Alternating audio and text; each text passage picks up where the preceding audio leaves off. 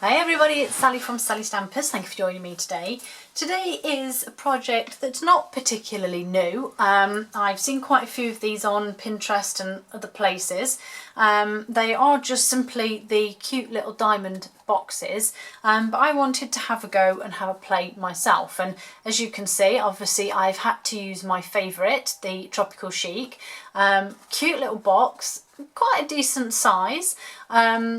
And I had a little play and obviously decided that I wanted to try some different styles. So I went with the Blushing Bride and, as I say, Tropical Chic, which is a gorgeous, cute little box. I then decided to go with a Christmas one, and again, sort of left it quite plain with crumb cake, but used the beautiful Christmas pines and Pretty Pine thinlets to create this one. And this is the beautiful satin, real red satin ribbon that's got, I don't know if you can see, it's got two different sort of patterns on it. And so I thought, well, I need to make another one. What shall I go with? And so I thought, I'm going to do a Halloween one. Why not? It's something a bit different. So these are really simple. And as I said, there are quite a few YouTube videos out there that show you how to do them. They are quite simple once you know how. So you need a piece of cardstock for the lid. This one is Blackberry Bliss, and this is 3 5/8 by 3 5/8. Again, I'm going to use my trimmer because I just think, why not? It does the job and it's perfect. And this is simply going to be scored at 3/4 of an inch on all four sides. So in centimetres, it would be 9.5 by 9.5. And you would score at 2 centimetres on all four sides. And then with the other part, which is the base of the box, you need a sheet that is 8.5 by 3 1/4 inches, which is 21.5 by 8.5 centimetres. And literally on the short side, we're going to score at 3/4 of an inch, just down that one side, which again is 2 centimetres. And that's it. So if you wanted to do any stamping or decorating of your box, you would probably want to do that now. I'm going to leave this one blank just because I wanted to, but obviously you can see here that I have stamped this one.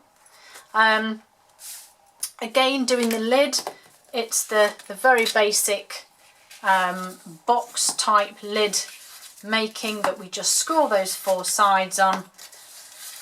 We're just going to fold, burnish and cut the little tabs, cut some wedges out of them. All four sides, very simple.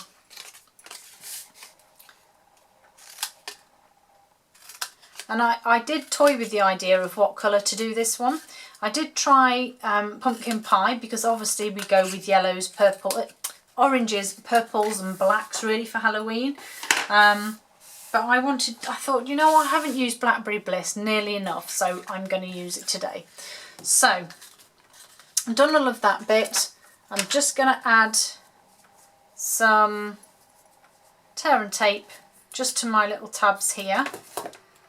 So it's just some little pieces to go just on those little bits. You can use wet glue, you could use any glue you wish. It doesn't really matter as long as it's an adhesive. And then obviously just take the backing off and make your lid up. So it's dead simple to make. Well, the lid is anyway. Stick these on, and obviously all the products that I use are available, and as my videos go out they are current products, so you can get all of these either from the annual or the autumn winter catalogue. I don't use anything that is retired unless you are watching an old video, and then potentially stuff may be, but when I post these out they are all, I use all current products. So that's the lid made up, we'll pop that to one side. Next up I'm using the gift bag punch board, and it's basically, that is what we use to make the base of the box. So with your score line across the bottom here. We're going to pop the card in and line it up with the start line here all the way to the top, so it can't go any further. We are then going to be back to front. We're going to pull it out slightly and score across the top there, and then we'll push it back to that start line. We are then going to score round the triangle and then down the tip of the triangle, so from the score line to the base. Let me zoom in slightly so you can see, because this coloured cardstock isn't excellent. So butted up here, score around the triangle, score this line here, there you go, you can see, and make sure that you score across. Punch. Then with a pencil or a pen you need to mark where it says side 2, so that's this line here. Just put a tiny little mark that you can see, then that mark goes along and lines up with the start line. Make sure that you pushed up to the top, give it a punch. Don't forget that horizontal score line. Score your triangle, score your line, mark your side 2. Repeat. So, oh, that's clearly not punched properly. No, it hasn't. Oh, there we go, that's done it. So, as we were, so my little mark here, line it up, make sure it's butted up. I'm at the wrong angle for punching this here. Don't forget your horizontal, score your triangle and down, mark your second line. Nope, still didn't like it. There we go, it's that last little bit. Need to do some working out, I think. Right, so back again now. So we have that lovely score line, lovely little mark again on the start line. Ah, that punched it that time. Finish your horizontal. Score your triangle and your tip, your line there.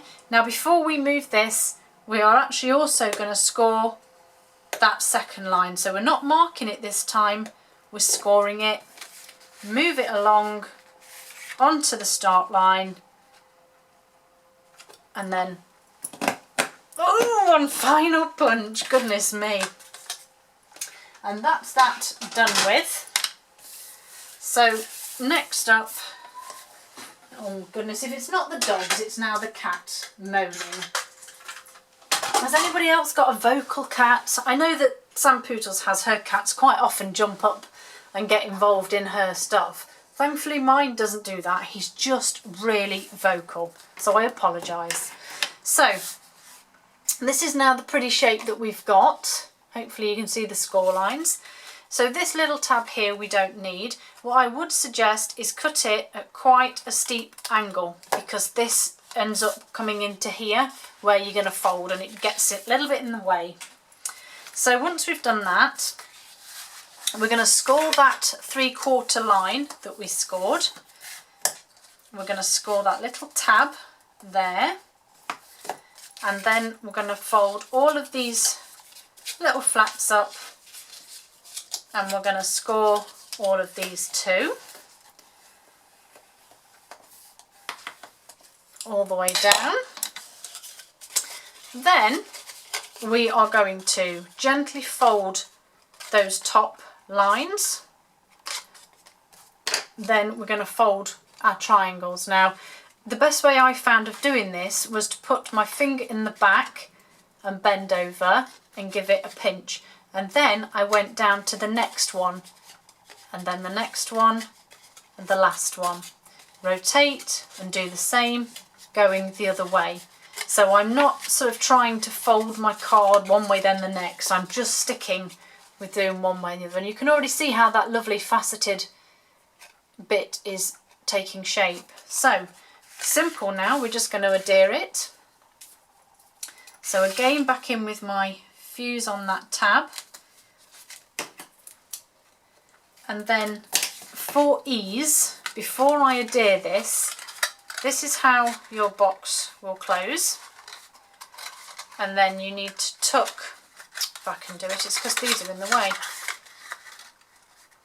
You would then need to tuck these in place. Now I would say this is the back of my box, so I'm going to tuck these two in first.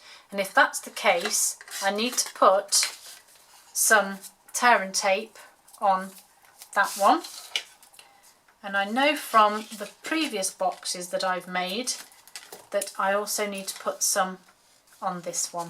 So it's the two middle tabs, if you like, that need the tear and tape. And then you can just go ahead and make it up.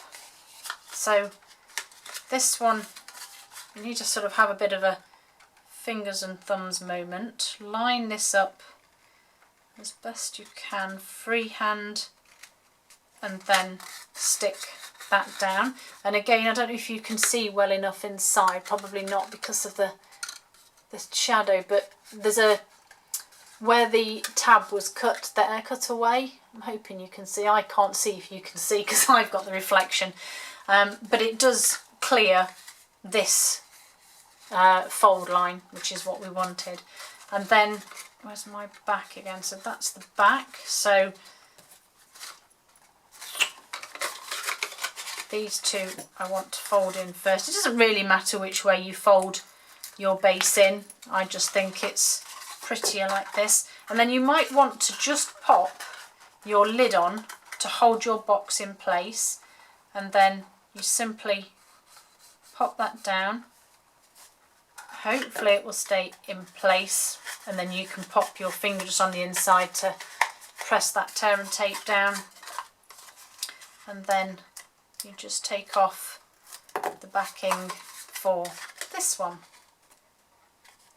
And again, just give it a good press, and hey presto, there is your box, which I think is super cute.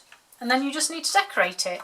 So as I'm going with Halloween, I'm using the Bat Punch and the Spooky Sweets, and I'm going to also use the Twinkle adhesive backed sequins. So I've got my 1/2 inch circle punch here, and I'm using the beautiful black foil sheets. So I'm going to have one of those, and that is going to sit, where are my dimensionals? So that's going to sit on my lid, just in the centre there. And then on my Whisper White, I'm simply stamping the No Tricks, Just Treats. And I'm going to stamp that in Blackberry Bliss too. Beautiful. Just clean that stamp. And then I have my 1 1/4 inch circle punch for that. Move that out of the way. Want some snail to stick that on, and that's going to go just in the centre there. And I have already got a couple of bats here that I punched out for a previous project that I haven't used, so, but I would just simply use the black foil sheets for those. And what shall we stick these on with? I think I'm going to use some glue dots on this one, and I think he can sit, yes, he can sit there. And then this one can go on the other, oops, missed that glue dot there. He can go on there. And then in with my Twinkle adhesive backed. There's 2 different sizes and 2 different colours, so you could either use iridescent or silver, large or small, doesn't really matter. I'm going to go with silver on this one, I think, and just add some stars. And obviously if you wanted to, you could always add them to the base. You could work your way around, you could put some on the edge, but I think that is just enough. I really like that. I'm really pleased with it.